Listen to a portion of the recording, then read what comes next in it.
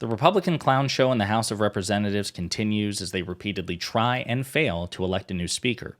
And in response, Democratic Congressman Jamie Raskin has publicly floated the idea of nominating and electing a Republican, former Congresswoman Liz Cheney. But before we unpack all that, if you haven't yet, please hit that like, subscribe, and the alert bell. All right, folks, we have a few clips to play here. This particular subject is one you've probably heard of if you pay attention to social media, because I've been seeing it on social media since even before Kevin McCarthy was officially kicked out of his job as Speaker. There were a lot of centrist commentators, centrist politicians, or former politicians saying, hey, Democrats are in the minority. It's close, but they're in the minority, and it's unlikely, as contentious as the Republican conference can be, that there would be any defections to vote for a Democratic Speaker.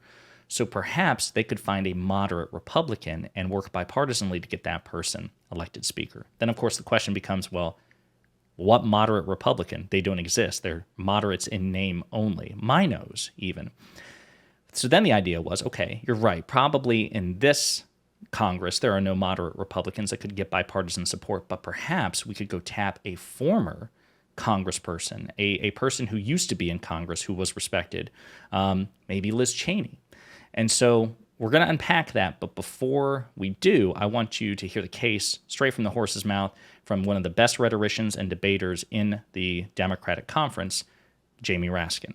Obviously, we favor Hakeem Jeffries. This was the 16th time we've voted unanimously and passionately for Hakeem Jeffries. He's a super well-organized, efficient, effective leader, and you can take him at his word. He's totally trustworthy. But if we can't get 6 Republicans to come over to our side, I've said from the beginning, there are a number of Republicans that I could support on a principled power-sharing basis, assuming that our caucus were to endorse that. And we operate as a caucus. We're not out there wheeling and dealing on our own. But one of the things that I've said from the beginning is Liz Cheney would be a perfect choice herself. She was the chair of the Republican conference. She was the number 3 Republican for several years while we were here, a very conservative Republican, but she believes in the constitutional order. And so we trust her.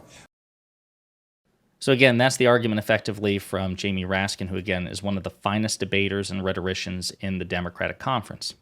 Now, how do you feel about him? I have some mixed feelings.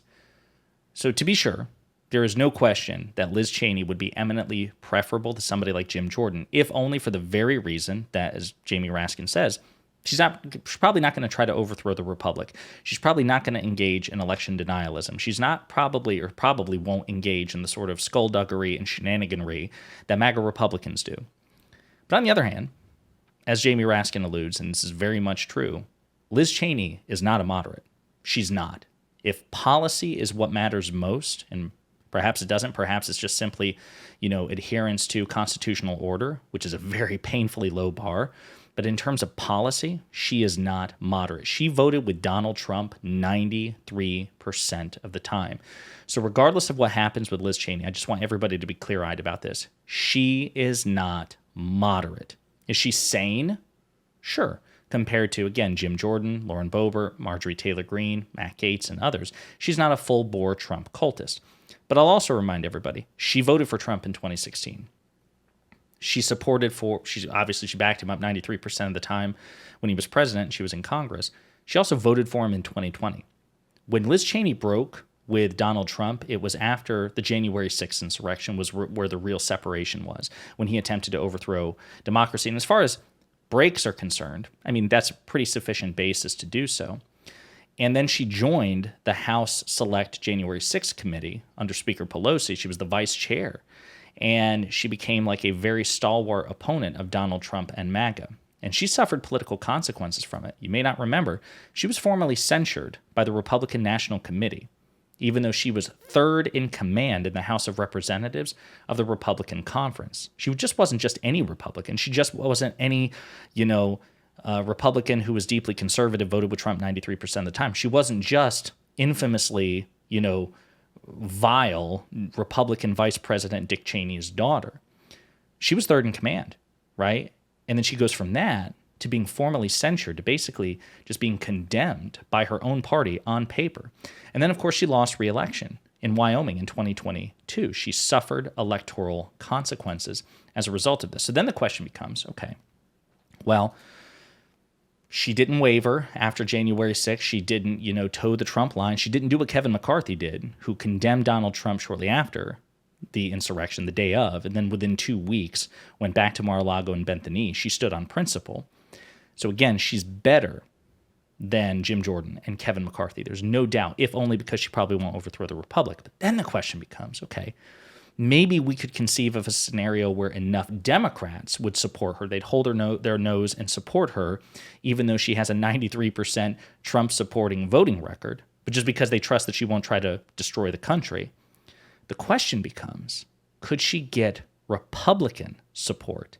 And I think that's a much harder question to answer, because this is one of the most prominent Republican, MAGA cultists in Congress, Marjorie Taylor Greene.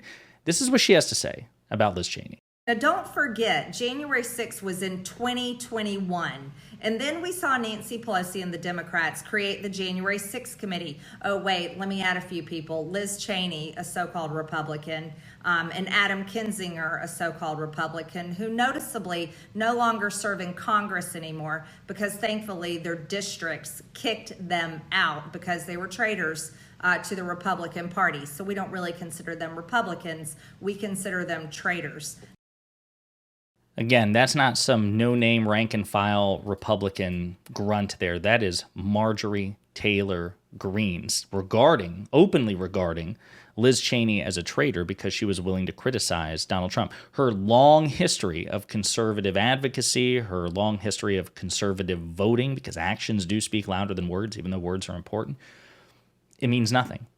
She was willing to contradict and criticize the cult leader, and that's just unacceptable. But I'll remind everybody, again, for what it's worth, Liz Cheney has a 93% voting record when it comes to Donald Trump. Jim Jordan, the current Republican designate, the guy who is seen as the most MAGA option in the House of Representatives, he only voted for Trump 89% of the time. So facts don't matter to the current Republican Party. Figures certainly don't matter either. I don't think Liz Cheney could get enough Republicans. There are probably incumbent Republicans right now who privately respect her immensely, but couldn't be seen to publicly associate with her, let alone publicly support her to make her Speaker of the House. Maybe I'm wrong, but I bet she would get more support from Democrats than Republicans.